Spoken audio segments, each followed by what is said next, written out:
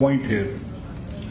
वो ये कहते हैं कि जंगों में सबसे बड़ा जो कत्ल होता है वो कत्ल सच का होता है। May be it is compelling and promoting a certain agenda आप कर सकते हैं।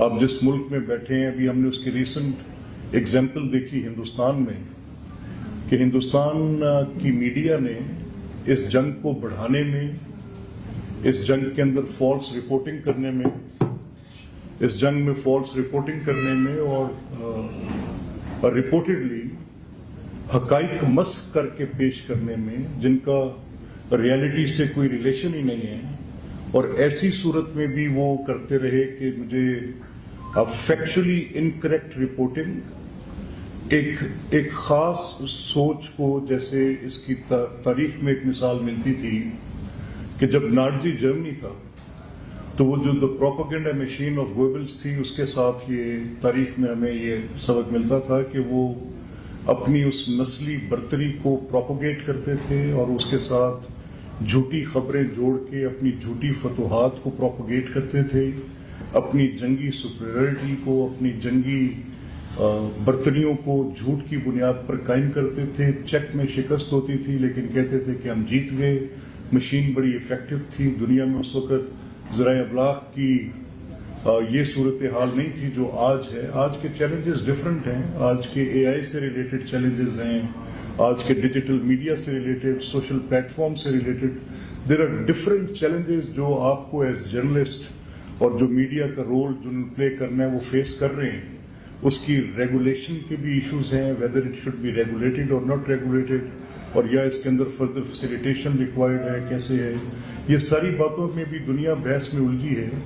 लेकिन इसके साथ साथ जो जंग की कैफियत है, ये इस कैफियत को बहुत बढ़ा रही है और इस हद तक बढ़ा रही है कि मुशाहिदे में ये आ रहा है कि जो सबसे बड़ा कत्ल कहा जाता था कि सच का होगा, वो सच का कत्ल हो रहा है। इस सच के कत्ल की पहली कहानी जो मैंने देखी है वो मुझे मीडिया ने बताई। वहीं पर जहां सच का कत्ल हो रहा है वहां पर हकाइक सामने नहीं आ रहे। मुझे मीडिया से जुड़े दोस्तों ने ये बताया कि फलस्तीन के अंदर जो बढ़ती मौत है, जो फलस्तीन में एक ह्यूमन क्राइसिस पैदा हो गया, जो फलस्तीन में इस वक्त यहाँ पर लाशों के ढेर हैं, बच्चे, फैमिलीज, इन सब के साथ जो वहाँ पे सलूक रवा रखा जा रहा है, उसने एक टोटल तबाही पैदा कर दी है। वहाँ पर ह्यूमैनिटेरियन क्राइसिस है, वहाँ पर ग़िज़ा की किल्लत है, लोग फाकों से मर रहे हैं, वहाँ के हॉस्पिटल्स बॉम्ब हो रहे हैं, वहाँ के स्कूल्स बॉम्ब हो गए हैं, वहाँ पर फैमिलीज, जो कोई एक ख़ानदान ऐसा नहीं है जिसके अंदर 10-10, 15-15 लाशें नहीं पड़ी। उनके मंदूब अक़वाम मुत्तहिदा में जाते हैं तो बात करने से पहले अपने जज्बात का इजहार उनका हम जैसे देखते हैं कि before putting the case he starts, उनकी आंखों से आंसू बहने लग पड़ते हैं और वो मंजर मेरे हाफजे में सख्त हो गए। मैं वो कभी भूल नहीं सकूंगा। वो मंजर मुझे अक़वाम मुत्तहिदा की, दुनिया की, अक़वाम आलम की उस बेहिसी पे, उस मजबूरी पे जहां पर वो फैसले नहीं कर पाते। अब अगर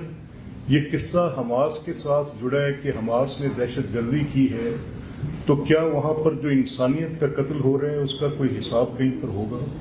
का वहाँ पर जब वीटो कर दिया जाता है और बताया जाता है कि हमास एक टेररिस्ट ऑर्गेनाइजेशन है, तो स्टेट टेरर को कौन क्वेश्चन करेगा? स्टेट टेरर को कौन रोकेगा? वही स्टेट टेरर जो आज कश्मीर में भी है, हिंदुस्तान कर रहा है, उसमें कोई डिफरेंस नहीं है। वहाँ पर लोगों की जिंदगी छीनी जा रही है, वहाँ लोगों के सियासी हकूक सल्ब किए जा रहे हैं, वहाँ पे लोगों के इंसानी हकूक छीने जा रहे हैं। It's a very very different world in which I am breathing today. मैं रोज इस खौफ के साए में जिंदा हूँ कि ये जो छिड़ी जंगें हैं ये किस चीज़ का कत्ल करेंगी? ये कत्ल करेंगी आपके इन तमाम आज़ादियों का, या आपकी इनकी तमाम जो आपने एक बड़ा लंबा अरसा कम बेश एक सदी की उन लोगों की जदोजहद जो इंसानी हकूक के लिए कोशिश करते रहे, जो आज़ादियों के लिए सफ़र करते रहे, जिन्होंने एक्सप्रेशन की आज़ादी, टू रिपोर्ट इसकी फ्रीडम, ये बात करने की आज़ादी, डायलॉग का, इन सब चीज़ों का कत्ल होगा। और ये हो रहा है, मेरी आंखों के सामने ये कत्ल हो रहा है। इस सूरत में आपके चैलेंजेस बहुत बड़े हैं। इस सूरत में आपके चैलेंजेस और वेरी मैग्निफाइड चैलेंजेस, जो मीडिया को दरपेश चैलेंजेस हैं। तो सेफर इन्वायरमेंट क्या होगी आपके लिए? आप किस तरह से मीडिया से जुड़े लोग अपनी जिम्मेदारियां कमाहकाहू अदा कर सकेंगे, ये भी एक सवाल है। और ये भी एक सवाल है कि जो आज के मॉडर्न चैलेंजेस हैं, इनको आप कैसे देख सकेंगे? Let me be very honest and fair, let me tell you a story जिसमें मैं फंसा हुआ हूं और ये स्टोरी को मैं ओवरकम नहीं कर पा रहा। मैं देख ही रहा हूं कि आज एआई एक इकोनॉमिक ग्रोथ का बाइस भी बन रही है। एआई आज कुछ पुराने तय किए हुए कवानीन को, जिनकी बुनियाद पर ये मुआशरा रेगुलेट होता था, उनसे थोड़ा डाइवोर्स भी करवा रही है और एक नया लैंडस्केप मुतारिफ करा रही है, एक बिल्कुल टोटली गवर्नेंस का लैंडस्केप, डिलीवरी का लैंडस्केप, सर्विस डिलीवरी का landscape. Gentleman, if you are too busy, भाई साहब,